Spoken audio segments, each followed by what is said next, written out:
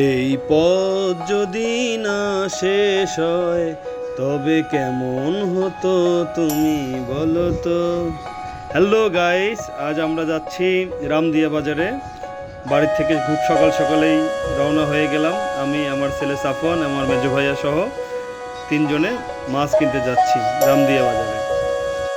দীর্ঘ 20 বছর আগে এই রাস্তা দিয়ে সবসময় যাতায়াত করতাম। এই রাস্তা দিয়ে মীর মশাররফ হোসেন কলেজে যেতাম আমরা। আবার প্রায় 10 বছর পরে আজ যাচ্ছি এই রাস্তা দিয়ে।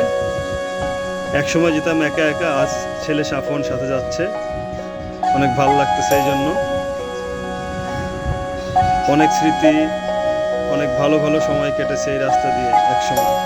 এই 20 বছর সময়ে এলাকার অনেক উন্নতি হয়েছে, রাস্তাঘাটের অনেক উন্নতি হয়েছে। প্রত্যেকটা রাস্তার আনাচে কানাচেই পাকা রাস্তা, খুব সুন্দর পরিবেশ, চলাচলের জন্য খুবই উপযোগী। এই জন্য এখন বাড়িতে আসলে ঘুরে বেড়ায় অনেক মজাই লাগে।